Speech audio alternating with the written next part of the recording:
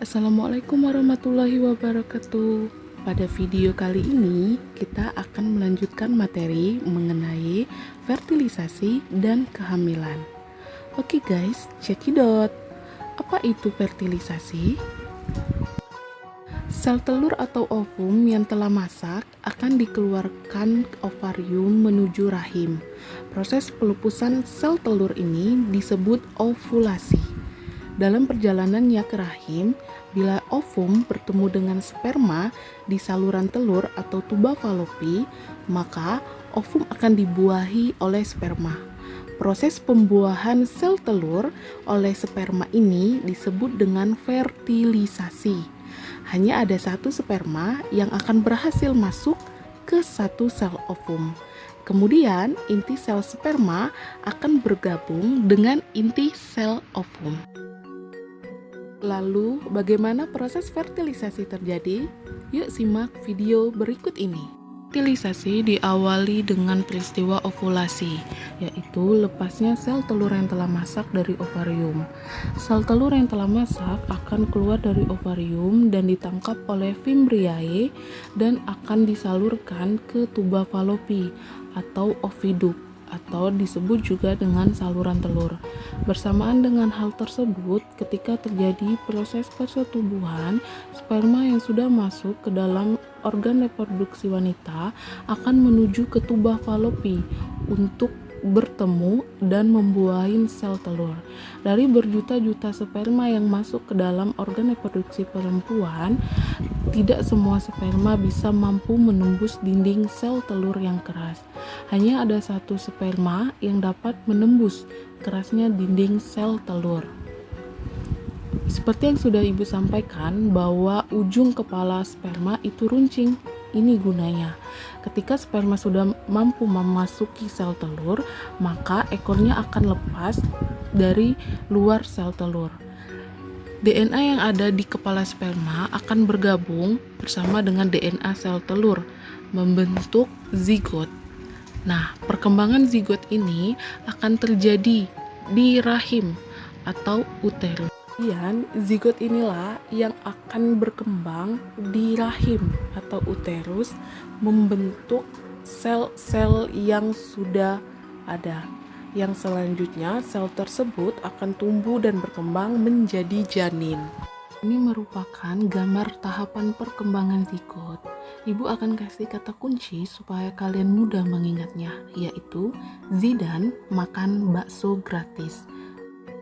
Z yang pertama itu adalah zigot. Kemudian zigot ini akan berkembang menjadi morula. M pada kata makan. Kemudian morula akan berkembang menjadi blastula. Dan yang terakhir, blastula ini akan berkembang menjadi gastrula. Setelah terbentuknya embrio, barulah embrio ini akan berkembang menjadi janin di dalam kandungan selama kurang lebih 9 bulan 10 hari. Berikut video perkembangan bayi di dalam kandungan.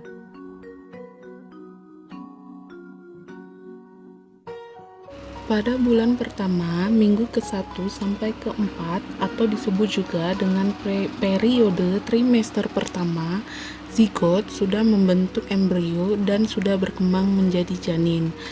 Pada fase ini, organ vital sudah mulai terbentuk, seperti otak, mata, telinga, mulut, sel saraf, dan sumsum tulang belakang.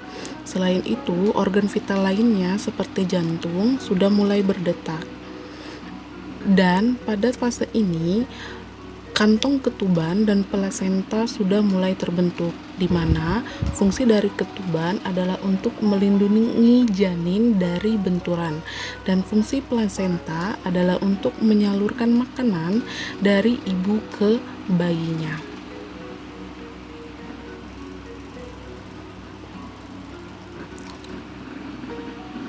Selanjutnya yaitu bulan kedua di minggu ke-4 sampai dengan ke-8. Pada trimester kedua ini, perkembangan utama janin yaitu pembesaran ukuran janin dan perbaikan struktur menjadi lebih detail. Pada fase ini tidak ada perkembangan mendasar seperti pada trimester pertama. Pada fase trimester kedua ini, organ vital yang mulai terbentuk seperti mata, telinga, mulut, dan lainnya. Pada fase ini juga, alat kelamin mulai terbentuk, tetapi kita belum tahu apakah alat kelaminnya itu adalah laki-laki atau perempuan. Yaitu bulan ketiga di minggu ke-8 sampai dengan ke-12 atau disebut dengan trimester ketiga. Pada fase ini terjadi pertumbuhan ukuran bayi yang sangat besar dan pesat untuk mendapatkan kekuatan menghadapi hidup di lingkungan luar. Pada fase ini juga, sistem sirkulasi darah dan respirasi mengalami perubahan yang memungkinkan untuk bernapas dalam lingkungan luar.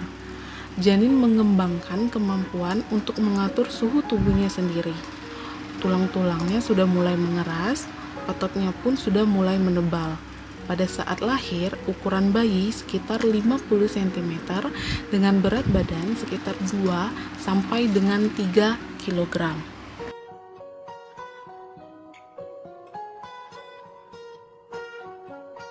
Oke guys, sekian pembelajaran kita pada hari ini. Sampai jumpa di pertemuan selanjutnya. Wassalamualaikum warahmatullahi wabarakatuh. Jangan lupa mengerjakan tugas yang keempat ya.